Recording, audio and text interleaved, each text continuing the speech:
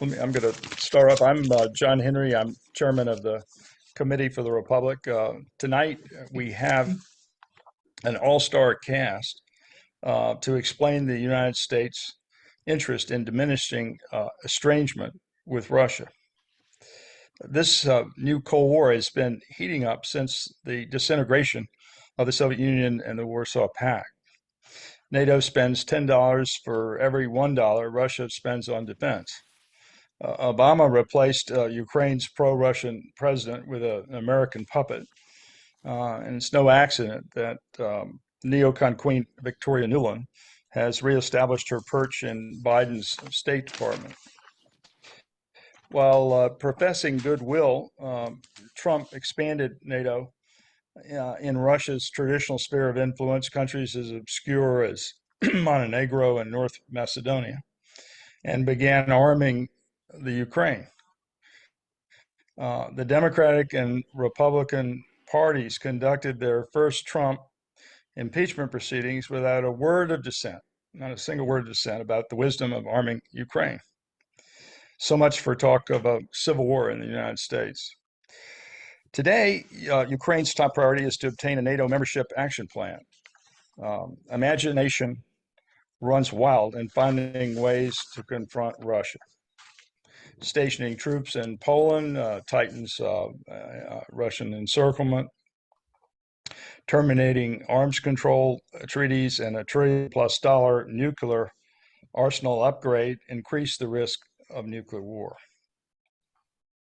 Biden labels Putin a killer while overlooking the Saudi crown prince's assassination of Washington Post journalist Khashoggi. Contrary to the founding of the American experiment, there is nothing exceptional in our behavior. Empires inflate and concoct dangers to guarantee permanent wartime footing. Dialing for dollars, Congress underwrites an ultra-bloated military-industrial security complex. We are said to be under attack in every corner of the world and even in outer space. If not ours, the interests of our allies are at stake.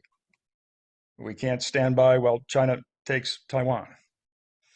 If we can't call them allies, we pretend they are. We must fight in Mali, Niger, and Chad. If everything fails, our national honor is at stake.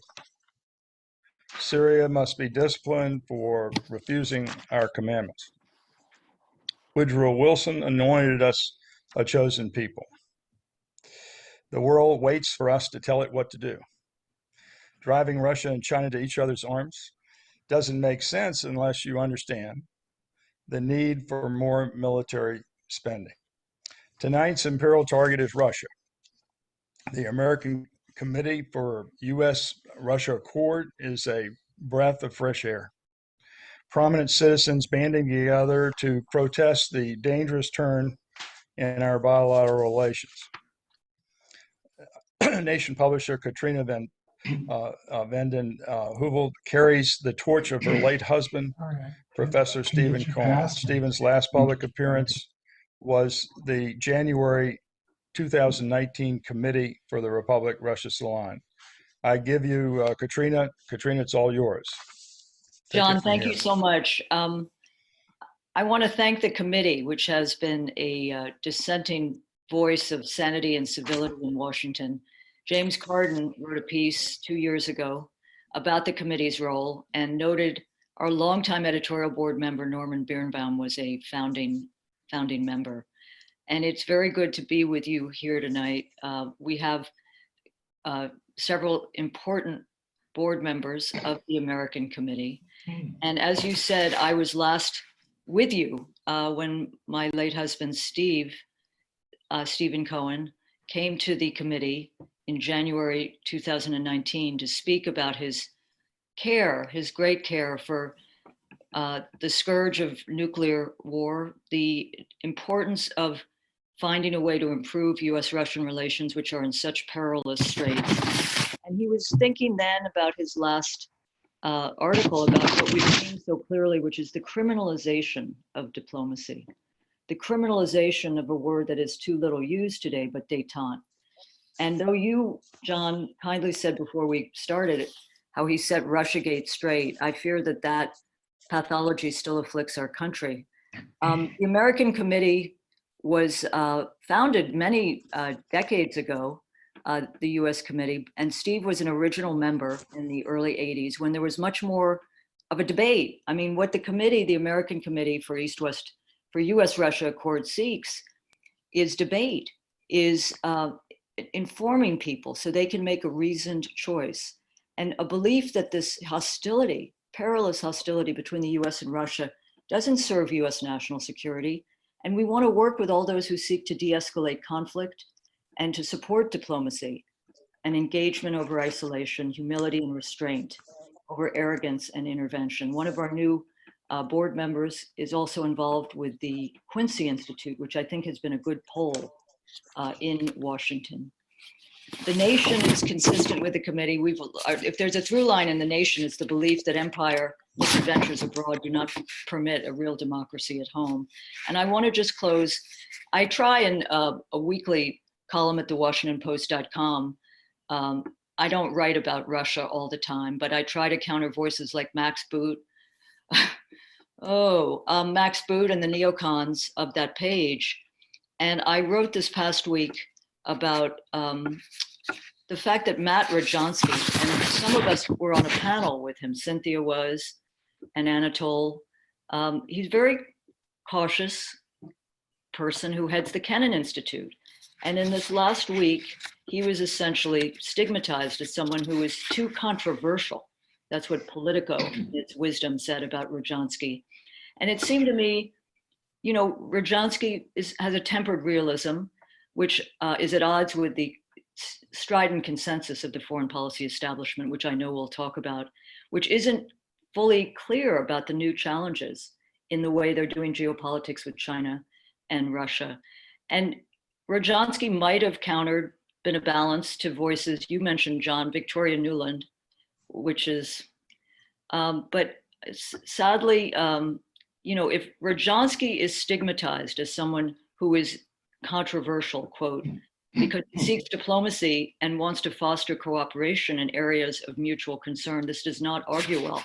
But I don't want to end on a negative note, because I do think there is a disconnect not only between Biden's foreign policy and his domestic policy, but there's a disconnect between the, quote, blob establishment in Washington, D.C. and much of the rest of the country, which isn't about seeking misadventure abroad. So I do think the American Committee at this time has an important role to play. I think there's an opening. It's difficult, we know that, but you can't be resigned in these times. We have to be determined. I want to suggest that anyone who wants to know more, go to the usrussiaaccord.com. James Carden has been, you can find much there you will not find, I guarantee you, in the mainstream at this moment. It's a place of edification. So thank you, John, for opening up the committee. And I'm going to turn it over, I believe, to Nikolai Petro, who joined the board just a few weeks ago. Thank you. Thank you for this invitation, and greetings from Bologna, Italy, where it's late at night, but I'm happy to be here and share what I can with you in 5 minutes about Ukraine, providing some context to our broader discussion. 7 years of war have failed to unite Ukraine. This month, a Ukrainian Institute for the Future poll shows that while 2/3 believe that Ukraine is at war with Russia, 1/3 do not. In the Western regions of the country, over 80% believe the official war narrative, while in the East and South, only 40% do. These attitudes have barely shifted since 2015, which should tell us something about the prospects for peace. The Minsk Accords, the framework for peace, and all its roadmaps assume that the conflict in Ukraine is a domestic struggle over local autonomy. For the European Union, this is a familiar scenario, and it has found that the solution lies in getting the parties to talk to each other and work out a compromise. The Ukrainian government, however, adheres to an entirely different logic. It sees the conflict as a Russian invasion and refuses to negotiate with rebels. The Minsk process is dead because of this glaring contradiction, and the United States has no real objection to its demise because a simmering conflict within Ukraine quite serves its interests, which is to replace Russian influence in Ukraine with its own.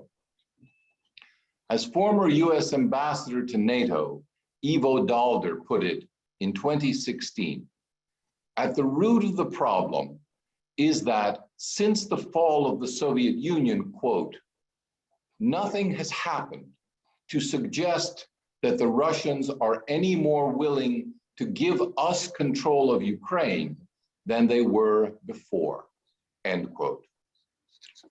This frustrated desire for control of Ukraine has resulted in wild mood swings, from profound disillusionment with that country when pro-Russian forces are in ascendance, to periods of exaggerated optimism when anti-Russian groups have the upper hand.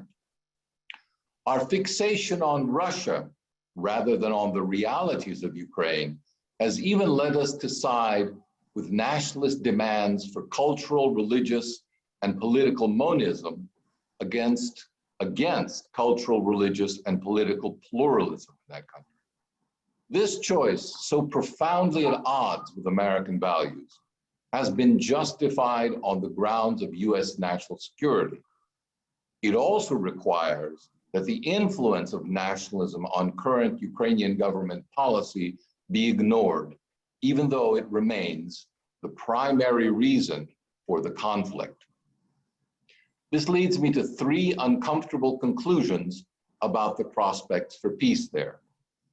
First, that America's priority will continue to be preventing any mutually beneficial relationship from emerging between Ukraine and Russia, regardless of their political systems. This follows directly from the statements of senior officials from Zbigniew Brzezinski to Hillary Clinton that rapprochement among the states of the former Soviet Union is tantamount to reconstituting the USSR. Second, that any politician who considers such a rapprochement as in the best interests of his country will be labeled a threat to US national security and sanctioned, as has occurred with the head of Ukraine's leading opposition party, Viktor Medvedchuk. Third, that Ukraine, which is split roughly 60-40 into opposing political, cultural, and geographic camps, will continue to be a pawn in this larger geopolitical struggle. I therefore conclude that the crisis cannot be resolved without a broader settlement between Russia and Ukraine, which must be part of a broader settlement between Russia and the West. In other words, ending the conflict in Donbass, Eastern Ukraine, and Crimea requires a pan-European security agreement for a new post-Cold War era. Let me stop there. If there are any questions about what needs to go into such an agreement, I'll be happy to discuss them later during the Q&A. Thank you very much.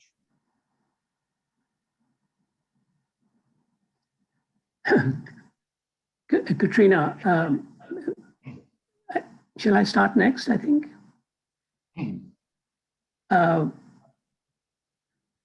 My subject is the subject of sanctions, and I'd like to bring a developing country perspective to sanctions. What I saw from the perspective of India, the best of the United States in its dealings with countries abroad, and the worst. And let me start with the best. Some of you may know that in the 1950s and 60s, a number of India's educational institutions and medical schools were funded in large part and supported through collaborations by the United States. I went to one of the engineering institutes. There were 5 main institutes at the time that the US had collaborations with MIT. We had collaborations with Caltech and others. And many of our graduates went on to become senior members of Silicon Valley. For example, the current CEO of Google is Sundar Pichai. The current CEO of Microsoft is Satya Nadella. All were graduates of these IITs that were helped to come about, to sprout as a result of US actions abroad. That to me is an indication of some of the best actions of US abroad.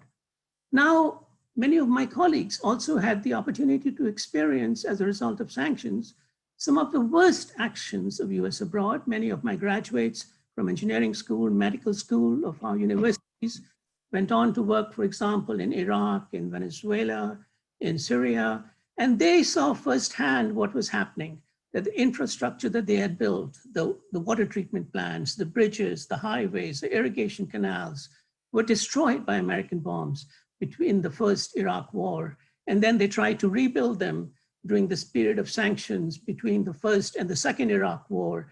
And they saw firsthand what was happening then, the lack of clean water, food, lack of insulin, antibiotics, the lack of anesthetics, the fact measles, typhus, cholera, all of these were spreading, and there was no ability of the country to respond to these sanctions. So in a sense, we know about the malnutrition. 500,000 children died during that period. I give this example because I saw firsthand from my perspective, both the best of America abroad and then what my colleagues saw in the worst through sanctions. Now let's come back specifically to what we are doing, what we are seeing today. There are 30 countries around the world that are subject to sanctions by the US, close to 1/3 of the world population. Iran, as you know, was prevented from having medical masks by the Pompeo administration at the start of the pandemic. They were prevented from getting a thermal imaging equipment for COVID. The $5 billion loan that Iran had applied to the IMF was vetoed by the United States. We know that in Venezuela, one of the most successful programs that Nicolas Maduro has is called the CLAP program, that provides food supplements to 6 million Venezuelan families. And if we consider that, and the supplements are provided every 2 weeks, milk, meats, vegetables, and so forth, medicines, every 2 weeks they're provided in a family of 4. That means 24 million Venezuelans get this assistance out of a population of 30. And the US has been trying to undercut this CLAP program for the last 3 or 4 years as a way to undercut the government of Maduro. We know the Caesar sanctions in Syria has resulted in about 80% of the population of Syria that has gone below the poverty line. And James Jeffries, our diplomat there, said, our main reason for being in Syria is to create a quagmire for Russia and Iran. As far as going back to Russia for a moment, we know the sanctions that have existed for a long period of our diplomatic history with Russia, and they became much more severe after the 2014 crisis in Ukraine.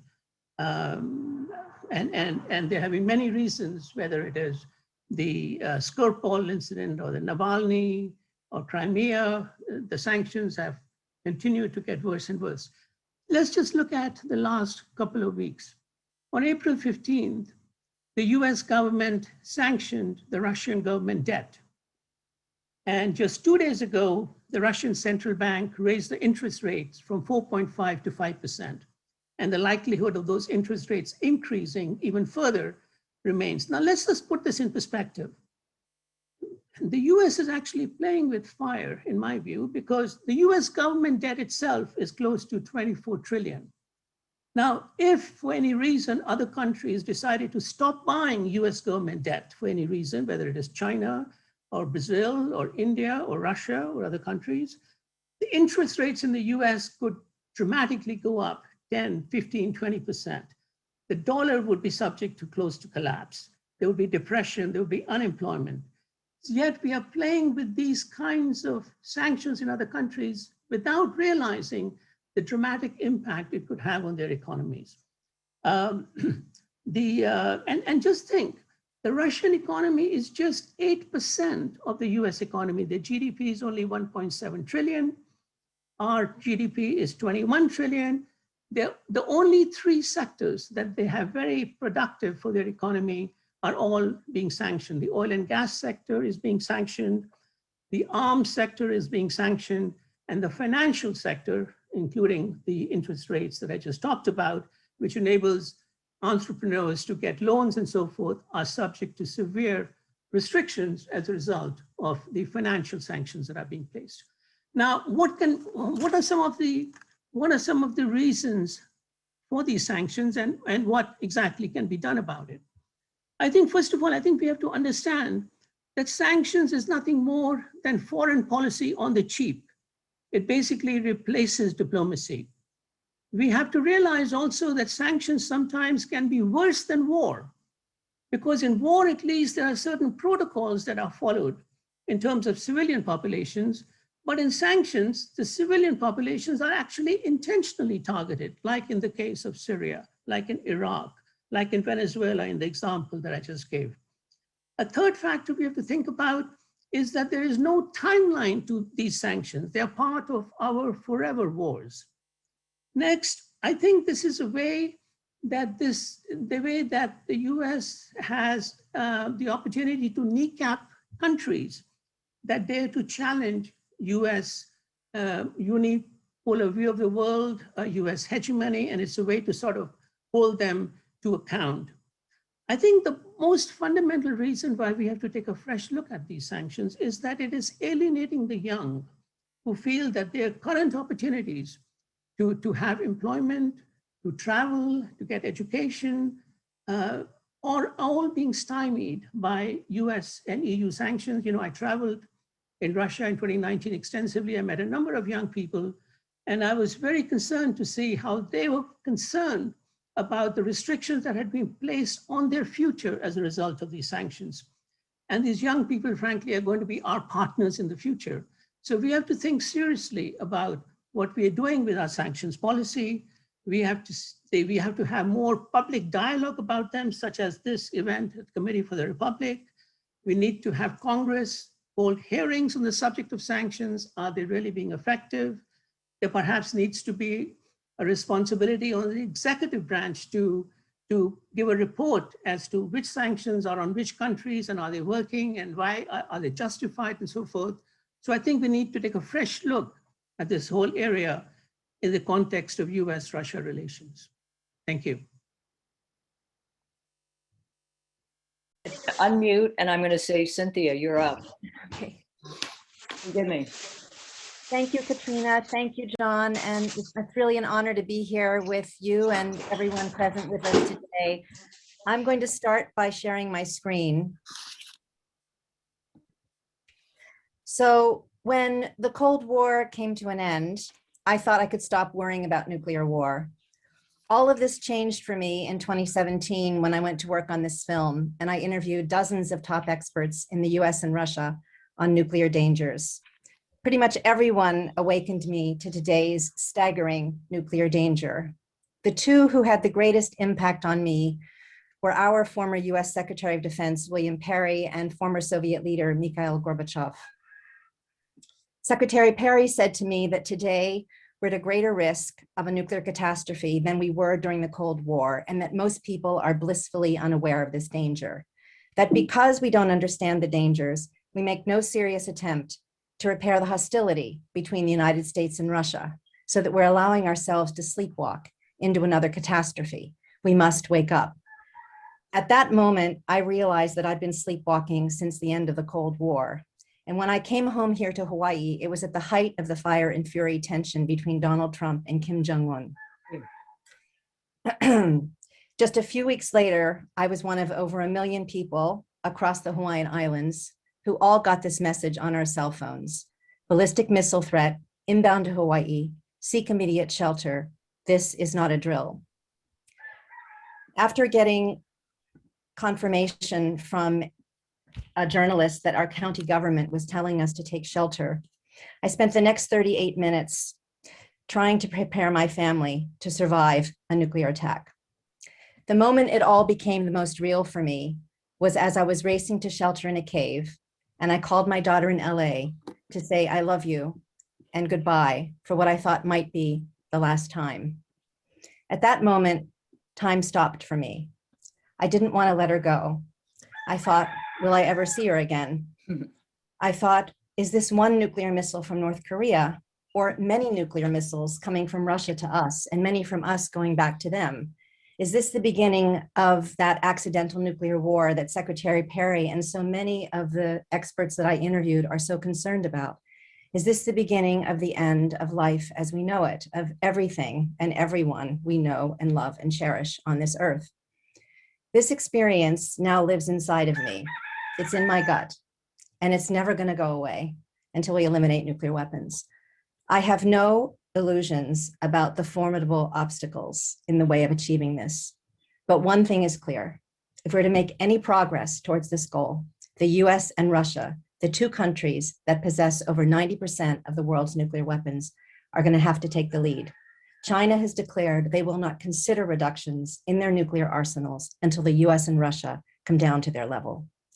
So despite deep differences, it's an existential imperative that we act now to reverse the dangerous and precipitous decline in US-Russia relations and reduce the risk of blundering into nuclear war with Russia by accident, miscalculation, or mistake. Here are three things that worked during the Cold War that we can do right now. Number one, resurrect diplomacy. Restore and maintain a constant dialogue on nuclear risk that's insulated from our political differences. Today, that dialogue is gone, and without communication, this increases the likelihood of escalation to nuclear use in a moment of crisis. It's omnicidal behavior not to talk to your nuclear adversary. We fail to sustain diplomacy and a dialogue with Russia at our own peril. Number two, Presidents Biden and Putin should reaffirm the declaration made by President Reagan and Soviet leader Gorbachev that a nuclear war cannot be won and must never be fought. This went a long way during the Cold War to reassure the people of the two countries and the world that even though we had deep differences, we were committed to never fighting a nuclear war. Congress and the Russian parliament should reaffirm this declaration too. Number three, re-engage with Russia, restore wide contacts and exchanges. As soon as we can after COVID, we can do it now on Zoom. People-to-people citizen diplomacy, track 2, track 1.5, and official governmental diplomatic initiatives. These three steps would reduce tensions and lay the foundation for further nuclear risk reduction measures, like adopting a no first use policy, moving on to reducing our nuclear arsenals, and ultimately fulfilling our obligation to end the arms race and achieve total disarmament as mandated by Article 6 of the Nuclear Non-Proliferation Treaty. Dr. Bernie Lown, founder of the International Physicians for the Prevention of Nuclear War, that won the Nobel Peace Prize in 1985, said, politicians are compelled by people whose lives are in jeopardy. Our lives are at stake. It's up to we, the people, to compel our politicians to wake up to what's at stake, to act now to reduce the nuclear risk with Russia before it's too late. As citizen diplomats, we can aspire and act to break the deadlock in relations like we did during the Cold War. We ask, what can open hearts? What can change minds? What can back us away from the brink? Imagine massive student exchanges and two-way homestay programs. Imagine indigenous peoples from the US and Russia, Siberia and Alaska, gathering in the Bering Strait in a ceremony for peace and climate justice, in the place where the border between our two countries is less than 3 miles apart.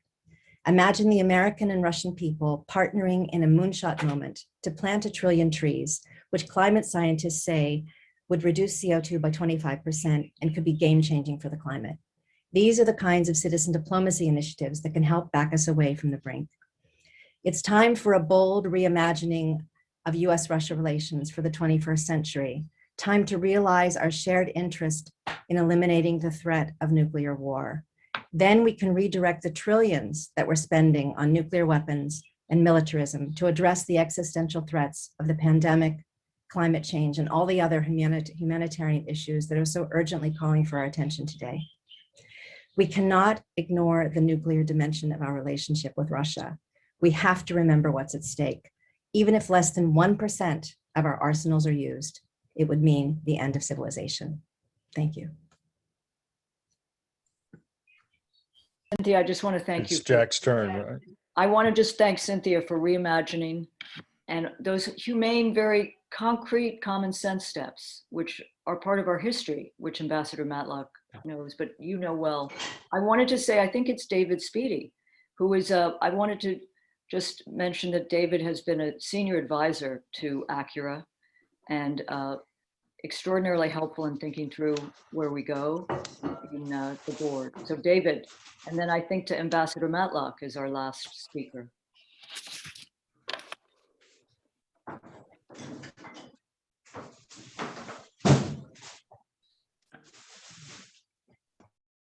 You've lost David.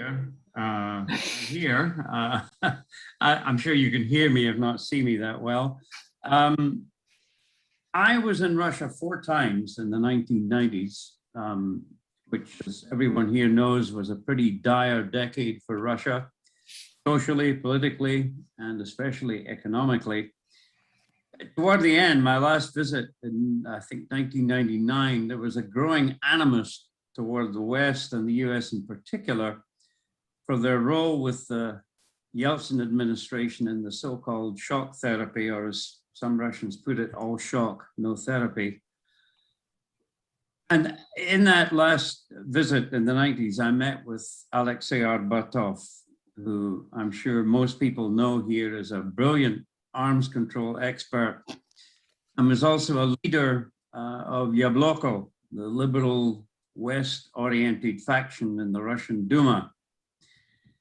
And at that meeting, Alexei said, "What I fear is that you will drive us into the arms of China. It's not what we want, but we may have no choice." I wrote that direct quote down, so I'm quoting him directly. It's not what we want, but we may have no choice. Now, this was not something I'd thought of much before. And I guess I put it down as sort of that characteristic Russian pessimism, but 20 odd years later, I sure think of it a lot now. Just 3 months old, the Biden administration has soured relations with both Russia and China to the point that both rhetorically and in reality, these two big powers see common cause in resisting what they see as US hegemony. From our side, Putin is a killer, as someone has already said. Russia has no right to see its surrounding neighborhood as a legitimate area of interest. As far as China is concerned, Premier Xi is a thug, Biden's word, as I recall, during the campaign and debates. And China is threatening Taiwan and committing genocide in Xinjiang. In response to this, the Russian Foreign Minister Lavrov has embraced China as a, quote, true strategic partner. And an official Chinese journal has declared that, quote, there are no upper limits to China-Russia cooperation. Now that's the rhetoric part, but it's backed up by a wide range of cooperative ventures now and planned. I can only list these given the time constraints, but obviously joint military exercises, increased economic engagement with a commitment to double trade figures from the current roughly 100 billion to 200 billion by mid-decade 2024, joint art exploration in the Arctic, both for trade and energy security interests of both countries, what is being called an Arctic Silk Road, even the joint development of a lunar space station, all aspects of Russia-China economic cooperation, trade and economic cooperation.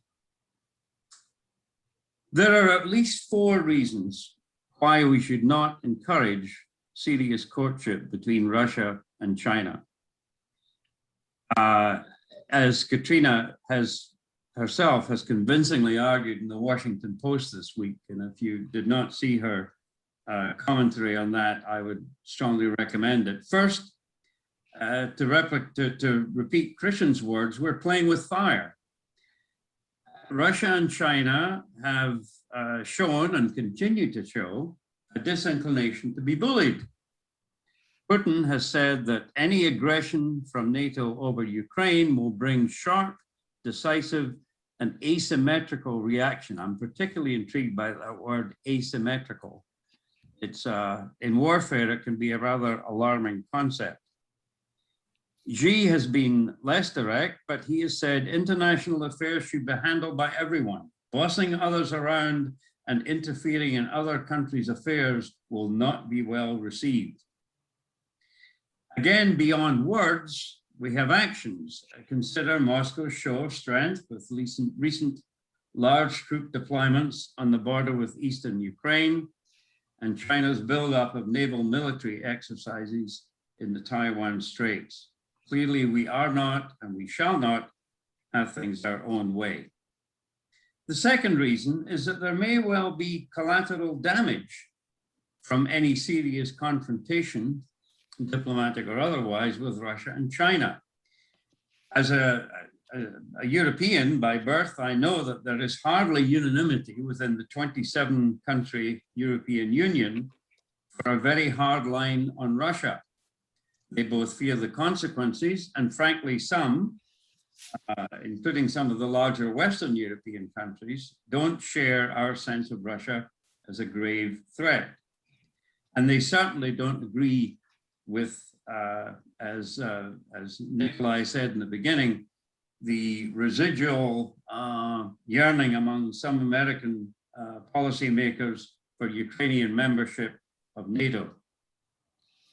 And in China, for example, there's been a recent incident or a series of incidents concerning our main ally in Northeast Asia, Japan. Japanese Prime Minister Suga was the first foreign head of state granted an official visit to the Biden White House. And there were reasons for this, as it turned out, which did not escape the Chinese. Most symbolically important being a joint US-Japan statement on Taiwan, on the security of Taiwan. The first, I gather, in over 50 years. Now, I find it implausible that Japan wants to be drawn into a standoff with China in its own neighborhood, especially since China is now Japan's largest trading partner. But that seems to me to be the inclination of the Biden administration, Japan coming on board.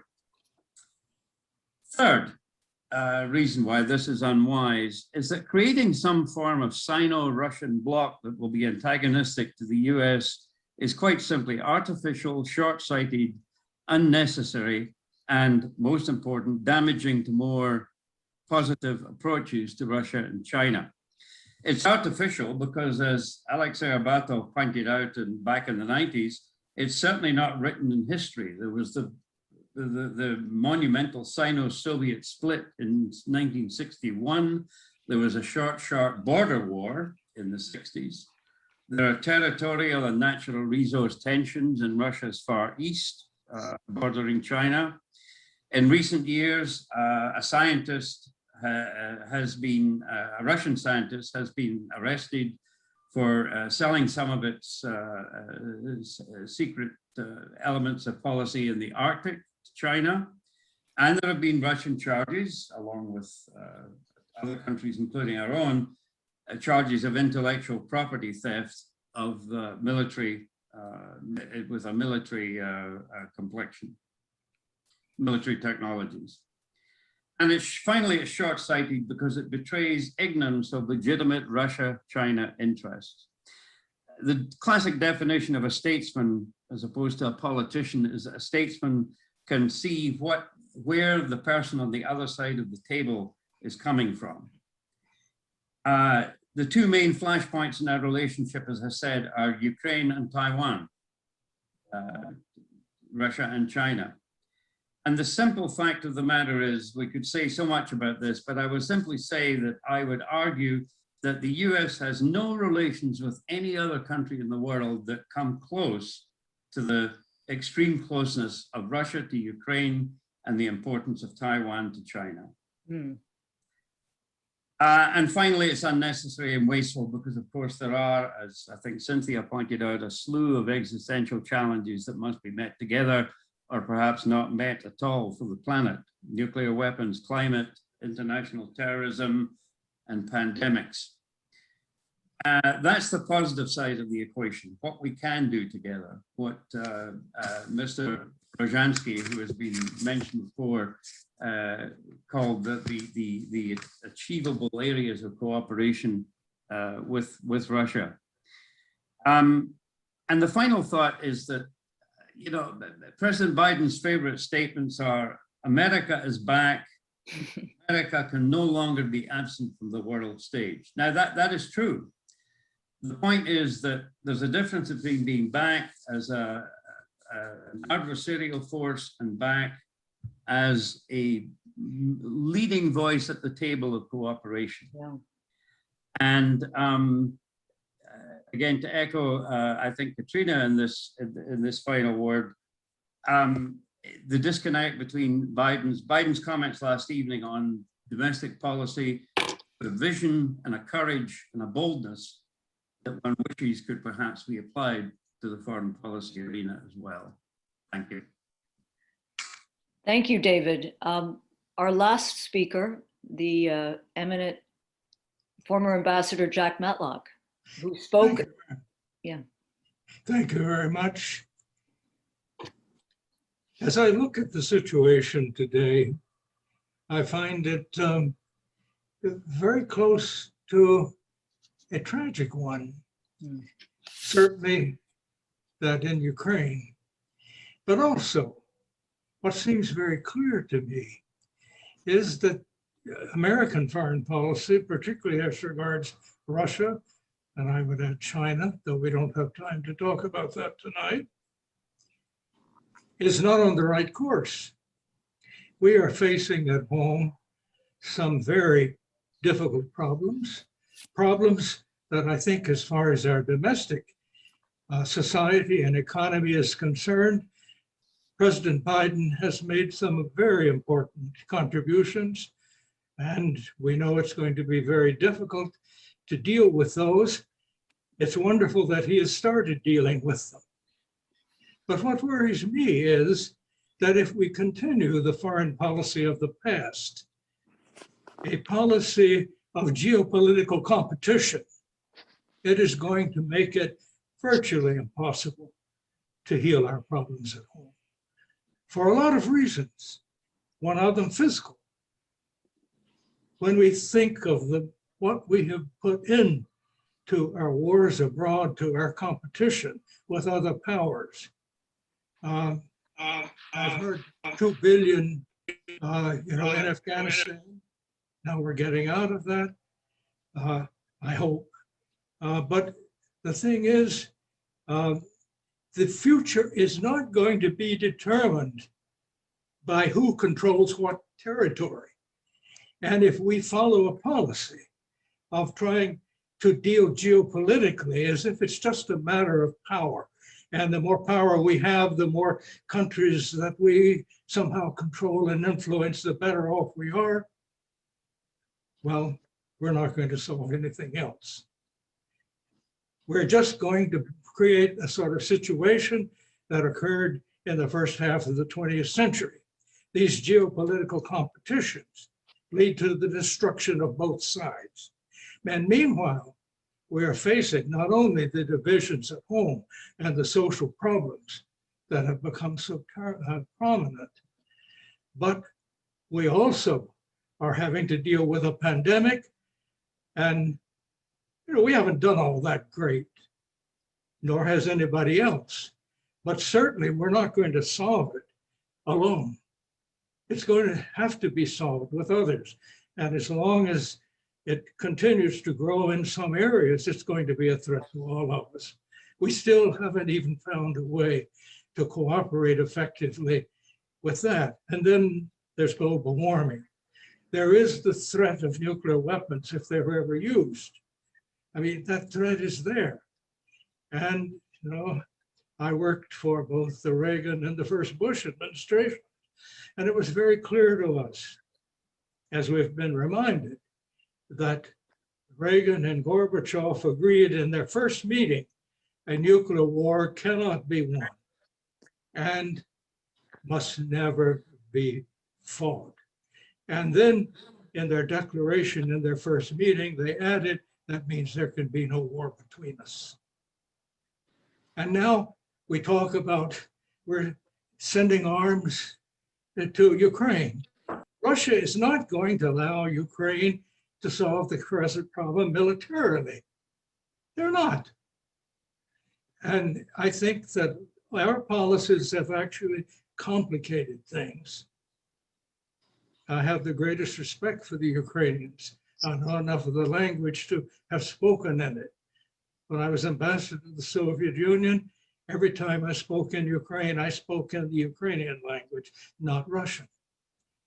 But what Professor Petrov has told us is absolutely true.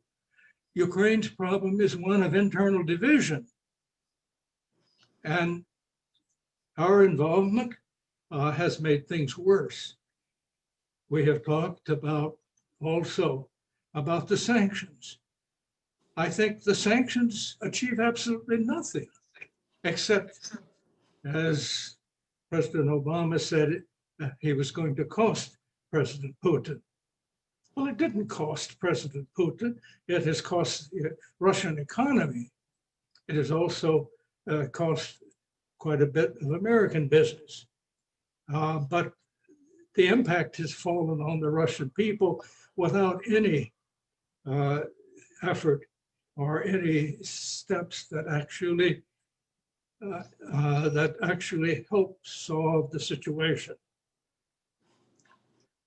So, as I see it, the bottom line is we have to learn to live cooperatively with the other great powers. We have to learn to find ways to cooperate on the big issues that face certainly the next two generations.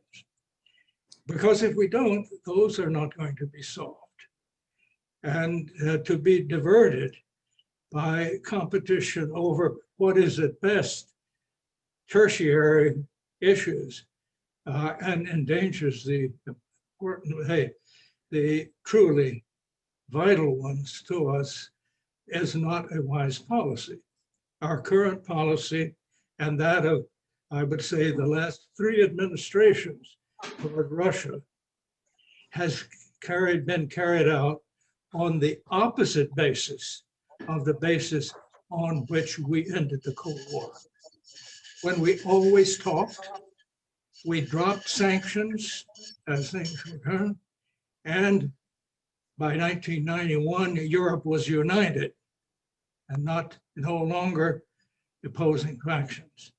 Since then, by following a policy which I would say Russia can only consider one of attempting to surround them militarily and actually bring down their governments if we don't like them, then we have done ourselves no favor. And until we find a way to back off and start cooperating on those things that are so vitally important to both of us, we're going to endanger our ability to solve our problems here at home. Thank you.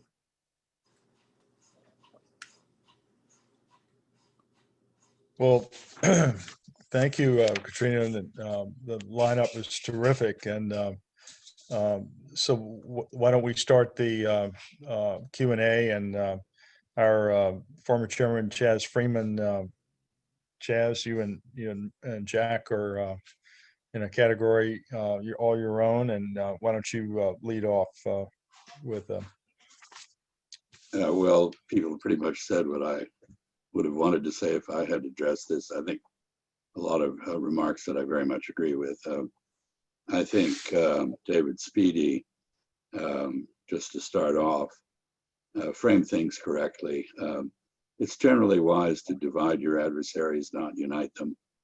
If the Russians didn't want to be pushed into the arms of the Chinese, the opposite is also true. The Chinese have their own doubts about the Russians. But we've just seen a demonstration on the border of Ukraine, a show of force by the Russian army, which to any intelligent observer demonstrates that the United States has no way to oppose effectively a Russian detachment of the Donbass region from Ukraine if it comes to that. And therefore, there is no military answer to this. It must be answered by diplomacy. I go back now to Nikolai Petrov's opening remarks because I think the crux of this is Ukraine. US attitudes in politics, as Nikolai explained, really preclude any kind of effective diplomacy by the United States. It has struck me from the beginning with regard to Ukraine that the Austrian State Treaty of 1955, reached at the height of the Cold War, which created an independent Austria, ended the four-party occupation of the country, and established a prosperous, democratic, and neutral Austria between East and West, was the model that should have been followed in Ukraine. The question is, why not? Well, the US can't do that. So I think the only answer to this, frankly, is a European initiative. That means accepting either the EU or Germany as the leading power within the EU, putting forward a proposal that builds on the Minsk agreement of 2015, which I didn't think Nikolai is actually dead. I think it's comatose. It might conceivably be revived and built upon. But to build upon it, you would have to have in mind something like the Austrian Treaty. The final point is that as an observer of the Middle East, I think I have learned that where the US advances militarily, regional powers harden their positions on regional disputes and cease to address them diplomatically. Conversely, as the US recedes from the Middle East, we're now seeing the beginning of regional efforts to solve regional problems among the countries of the region. So I have a simple suggestion. Make it explicit that Ukraine is not eligible for membership in NATO. It has territorial disputes that would disqualify it under the previous criteria. It is not an asset but a liability for NATO. It is a provocation to Russia. It deserves to be a buffer and a bridge between Russia and the rest of Europe, not under American control. So I would say start there. Go ahead, keep arming Ukraine. There is no military solution. If that gives the Ukrainians the confidence they need to negotiate and follow up on Minsk, so much the better. But finally, this is a case where Europeans, who have so often fallen down in solving their own problems, as we saw in the Balkans, really need to take the initiative because the United States is incapable of it. So that's it. John, could I compliment, I think, the wonderful statements by Chad and all of our wonderful speakers by asking, what about dissolving or having the United States withdraw from NATO, withdraw its forces, renounce its $1 trillion plus nuclear upgrade? Would that give Putin a sense that we weren't trying to strangle him? But there's another issue that's kind of on the opposite side. How would, and you think we should react to the Putin's really attempt to, poison his enemies, kill Mr. Navalny? Looks like there are explosions in Bulgaria with weapons that maybe were headed for Georgia or the Ukraine. How do we respond to those kinds of efforts by Russia that really go beyond any international norm? John, could I chime in with a few points? Absolutely. Go ahead, Bill. First, let me say I agree with a great deal of what has been said and think that it behooves the committee to construct, again, a letter or some form of communication to the administration, which would make some of the points that have been discussed. I will next make a few comments on Ukraine. I agree with the basic analysis that there is no military solution, and there certainly is no military solution involving the United States. That does not mean that we shouldn't show some solidarity with the folks in Kiev and Western Ukraine. What it does mean is that I think there is a role, as has been suggested, for creative diplomacy. And I don't think that possibility is entirely dead. I've discussed it with Chaz. There's a deal to be made. The de jure recognition of Russia's territorial control over Crimea would be a critical element in any such settlement. A second element would be some rules of the road with respect to non-invasion and allowing the Ukrainians to sort out their own internal civil war, if you want to call it that. A third would be to acknowledge that Ukraine remains, to a considerable extent, dependent on Russian energy supplies, and that gives Russia a certain special interest, if you will, in Ukraine. I'm not saying that any such deal would be easy to negotiate, but we should certainly make the attempt. And by we, I agree with the comment that it's not, in a sense, for the United States to lead. This is an initiative where the Europeans, with our support, should take the lead. Now, secondly, I agree entirely with Cynthia that we should pursue many of the ideas that she has suggested. There is no reason why we can't maintain a firm stance on our national interest, even though we may disagree as to what that is, and at the same time, reduce human suffering and increase human opportunity by a whole range of programs with the Russians and with many other countries. The use of sanctions in a manner that merely degrades the lives of ordinary citizens is a mistake, and we should stop.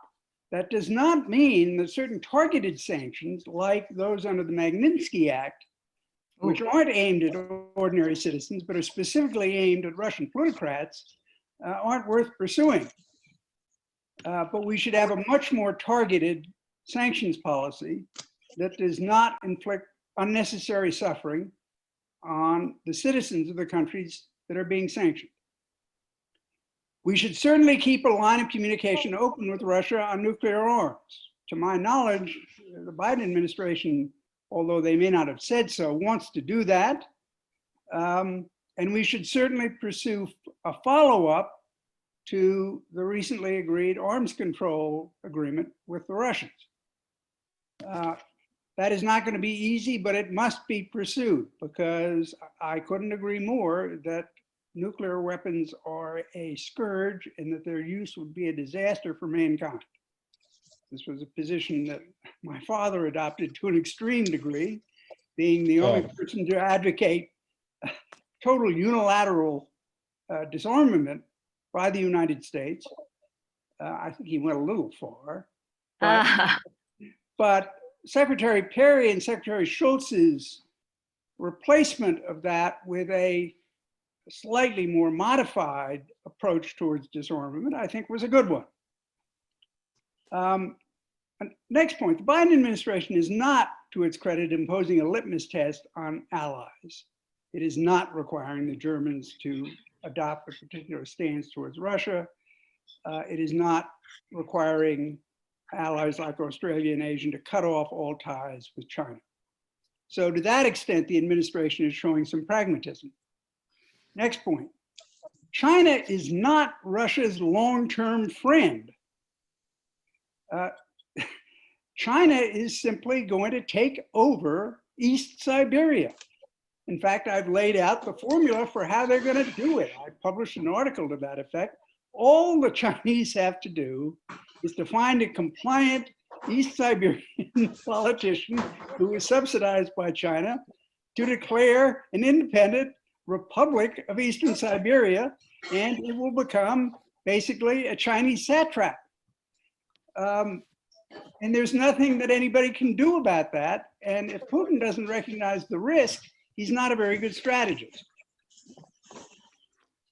Next piece. It is in our interest to compete vigorously on technology with China, because China has made it clear that they want to use mastery of artificial intelligence and other advanced technologies as a tool to gain not just dominance in the South China Sea, but basically to become the world's leading power and kind of a global Ba.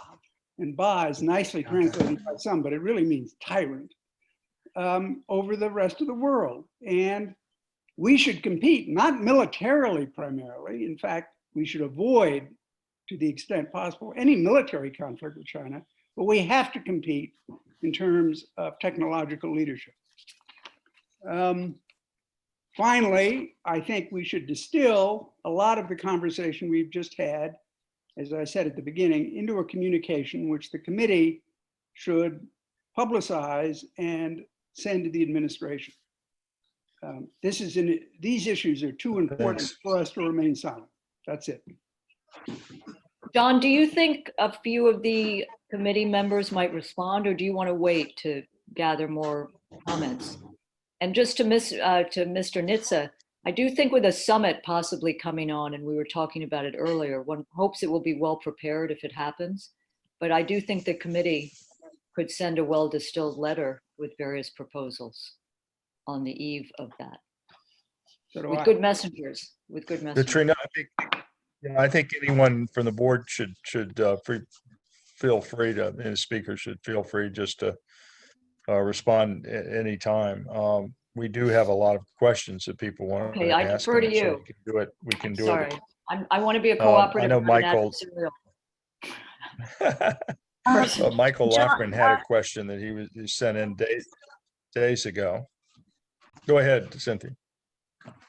John, I just wanted to say I lost my power in my internet, and I have driven to a place where I can get a hotspot with my phone. I've missed the last few minutes, but I'm on the road and I may lose you. Is there a phone number if I lose you where I can call in on my phone and listen? Otherwise, yes, I'm here in a place that seems to be working with my phone. Max, Anyway. is there a telephone number? Sorry. Yeah, can I email it to you? Would that work? That would be perfect. Thank you. Sorry for the trouble. I'm going to stay here if I can with my phone. Thanks. Okay, so Mike Lochran Mike sent a question in days ago, so the early bird should get the worm here. Mike,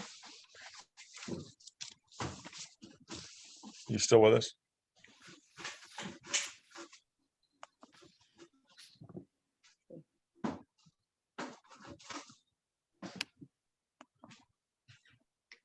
If I could respond to some of the things that were said. Sure. Absolutely. So Bruce Fine made the point about asked how we might respond to bad behavior, international bad behavior by Russia. I think we should respond in the traditional diplomatic fashion and not as if we were a church. In other words, there are a variety of ways, some public, many private, in which these sorts of incidents, many of them along these lines have occurred, well, from time immemorial, frankly. There's nothing unusual about them today, except that they get around the world too quickly to think through what the consequences are of our actions. And it would be quite healthy, as my friend, Professor Jeffrey Roberts wrote recently in a piece in the Quincy Institute, about restoring traditional diplomacy. getting offline. Well, I mean, it's good that we're online, but getting out of the Twitter mode. Stop tweeting and start thinking more. There are, I think, a tremendous variety of options in that regard.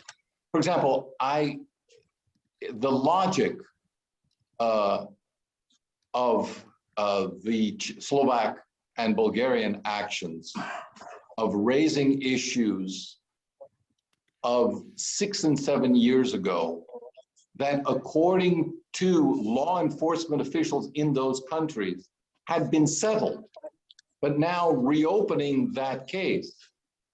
The logic here strikes me as much more one of domestic politics in those countries, not international policy. And I think maybe there are ramifications and aspects of that that we don't fully understand. And one more question, one more sort of comment I had about sanctions generally. I recall a phrase from Immanuel Kant, who said that the worst thing about war is that it creates more bad people than it kills. And I think the worst thing about sanctions is that it creates more enemies than it does friends. And I think that's true in all circumstances. Thank you. Thank you. Good. Does anyone, any of the other speakers want to jump in? John, can I make a couple of comments? Absolutely. Go ahead, Jeff. First, I think what we are dealing with is the reality that if there are no diplomatic solutions to problems, countries that feel seriously about them will resort to force. That's the first point. The second is, I mentioned the Russian show of force on the Ukrainian border, which was clearly a signal that did induce a bit of sobriety on the part of American thinkers about the impossibility of countering a Russian ground invasion. But that also was a demonstration that if Russia and China are forced to the point where they feel they must use force to resolve problems to which there is no other solution, they will coordinate. We will have action in Ukraine and action in the Taiwan Strait at the same time. And the final point, since sanctions have been raised, and I agree completely with Nikolai Petro about that issue, and I would just say that the era of unilateral sanctions, I see that Martin Schultz asked about unilateral sanctions in international law, the era during which these are feasible is about to end because dollar hegemony is not going to continue. It's not going to continue because we have made it intolerable for other countries in using our economic domination through the fact that our national currency is also the universal medium of exchange to force foreign banks to enforce US policies that are contrary to those of their own governments. And this is not going to continue. So we are entering a new phase. It will take some years, but no one should be under the illusion that the unilateral abuse of sanction power is going to continue for much longer. John, may I come in with just two very quick comments on things Mr. Dix has said? Sure. The first is the notion that that we're not sort of putting the squeeze on Germany or the EU in any way in dealing with Russia. I would only point, to the Nord Stream 2 project, where we have, of course, gone to our path of first resort, the sanctions, to mention them again. That anyone, if anyone stops to pick up gasoline on the way under Nord Stream 2, or anyone supplies a screwdriver to the project, they're subject to sanctions. The second thing is the question of we should continue to talk with Russia because it's in our interest to talk about nuclear weapons. I agree with that completely, of course. It just to me raises a bigger issue, and this also applies to other places like Iran, where we see it as part of our divine right to cherry pick the issues that are on the table. Yeah. Set the agenda, and if you want to talk about our agenda, that's fine. But you know, on Iran, for example, JCPOA was an agreement on nuclear weapons. We said, oh no, we want to go back and talk about Iran's nuclear regional role and so on and so forth.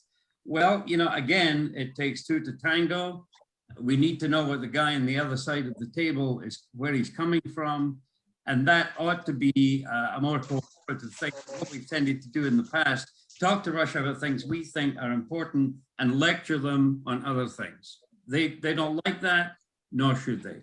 Thank you.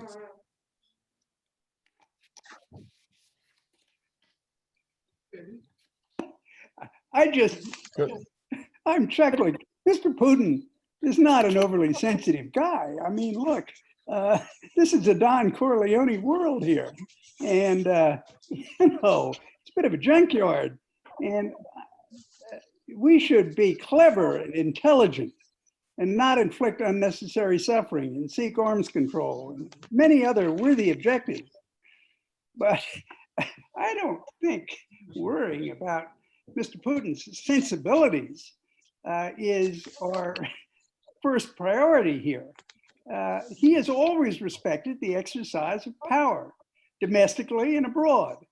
And that's not to say we should use our power recklessly or in ways that are going to backfire on us. But I don't think we need to be overly sort of sensitive and tippy-toey about our relationship. But Mr. Nitze, I think what's happened in the last few years is that in the last decade is that Russia has become Putin and Putin has become Russia. And there is a failure to understand politics inside Russia. There are power forces. I mean, David spoke about Alexei Arbatov. Cynthia knows Lukyanov, I believe.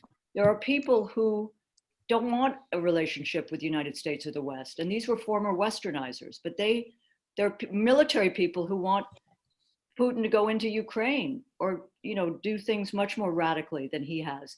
And I would simply say to Bruce Fine about Navalny, we have an article in The Nation this week about the larger civil forces and opposition to Putin. Navalny has 6 to 7%. Of course, one pays attention to these issues, as we should pay attention to getting our own house in order, as I think Biden said well last night.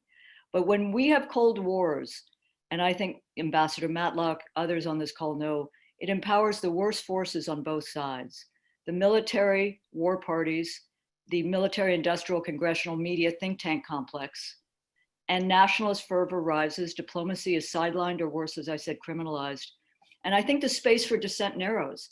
And there's a Russian friend on this call, but I have worked for decades with Russian dissidents, journalists, feminists, human rights, NGOs, and I've seen close up how Cold War tensions have been used to suppress independent voices. And I think that's a thought that those who've worked in this terrain for years understand, but it's ancient history to some, you know? And I would disagree with Bruce Fine about all the poisonings. The journalist who was killed in 2006, Anna Politkovskaya, her editor and her newspaper think it was the leader of Chechnya. On the other hand, Putin has created a climate of impunity, and that cannot be ignored. But I think it's been so overstated that Putin is the killer, and to the detriment of just a common sense, sober US-Russian relationship. Let me make 2 points in opposition to my colleague and friend, Bill Nitze. First, I think Bismarck had it right when he said that one should always be polite, even when declaring war. There is no point in insulting someone else. Second, I think it is ridiculous to hurl charges against foreign heads of state or government that they are killers. What president has not been a killer? What authority did Joe Biden have Yeah. to bomb Syria recently. Right, that's And right. what was the intention? So I think this is quite beside the point and useless and counterproductive, and we should stop it. If I could go back, it seems to me that if we're looking at what to Putin would frightens him most, he's most concerned about at a very high level of greater than some of the things we've spoken about, it is the expansion of NATO instead of abandoning it, at least the United States, after the Soviet Union disintegrated. We're cheek by jowl with troops in Poland. We're building, or we may go back and attempt to build another missile defense system in Poland or the Czech Republic. We're upgrading our military nuclear forces by over $1 trillion.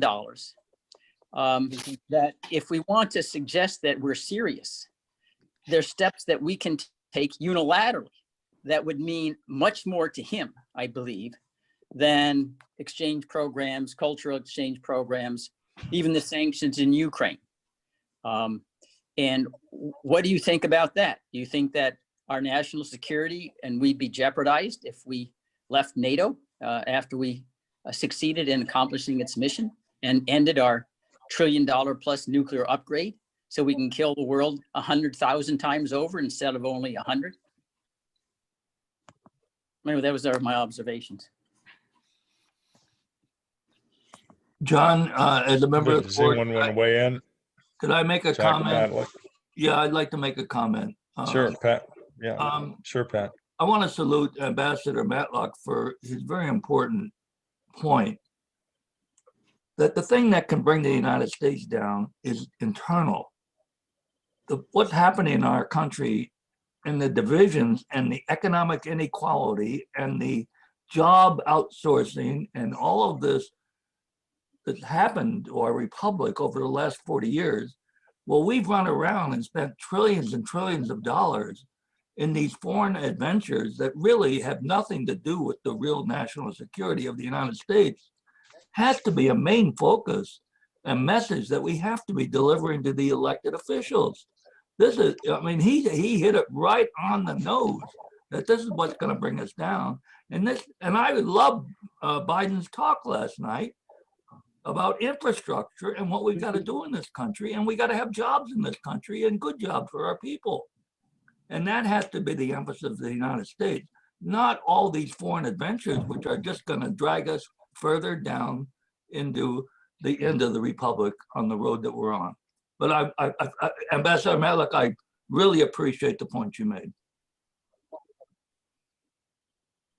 Jack, do you want to jump back in here? You're on mute. Well, Yeah, there you go. Yes, I would just say that I do think basically, if we're going to solve our problems at home, we have to step back and stop trying to get in the middle of everybody else's fight. Now, and I don't think that there is, of course, human rights should be valuable to all of us, but we need to think about what it takes to support human rights. Simply shouting at another country or sanctioning them over things when we do not allow others to criticize us, it seems actually just hypocritical to the rest of the world. I think that President Reagan was extraordinarily successful in effectively bringing human rights into our dialogue and fixing it. And you know, just before he met Gorbachev, he wrote a memo, basically to himself, but it was shown to a few of us. It was a 4.5-page memo when it was typed up. 1.5 pages was about human rights. And what he said was, we are too upfront on human rights. We can call them to account publicly and get cheers from our bleachers, but it will not help the victims. We've got to do it quietly.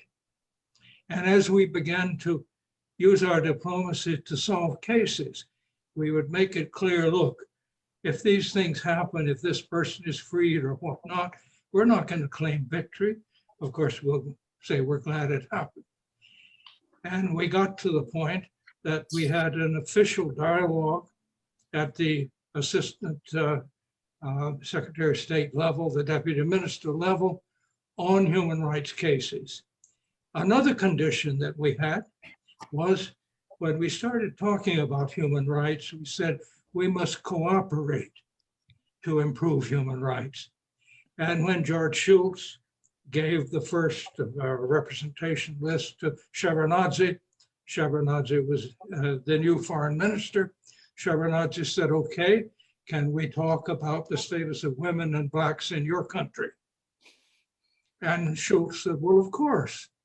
I think we're making progress, but we've got a ways to go, and we can use all the help we can get. That was our attitude that allowed us, instead of just saying, you got to do this, you know, you're terrible, you've got to do this and that publicly. We went largely private on it, and we solved almost all of the cases we had on our list within about 3 years.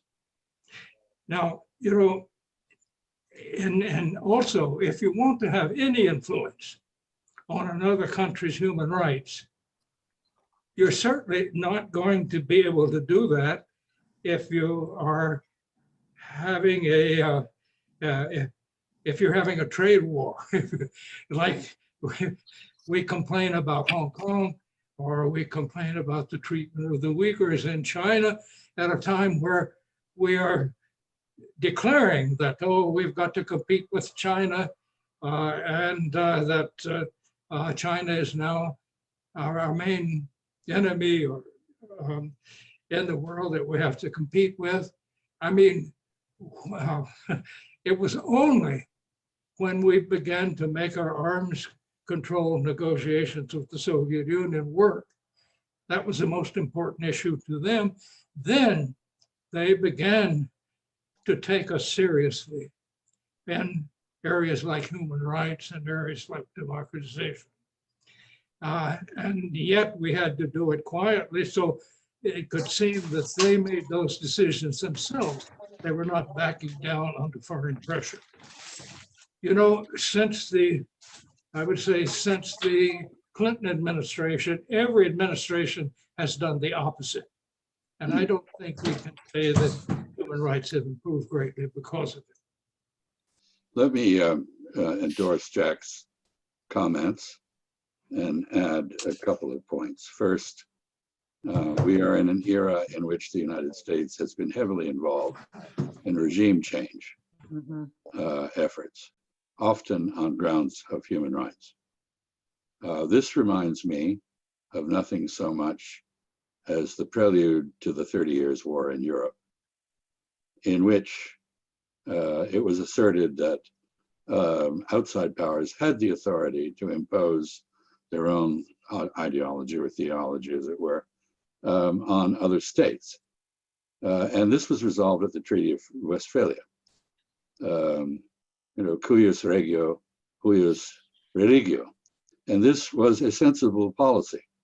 And I am a Westphalian, and I think we should return to Westphalianism, which is respect for the internal affairs of other states.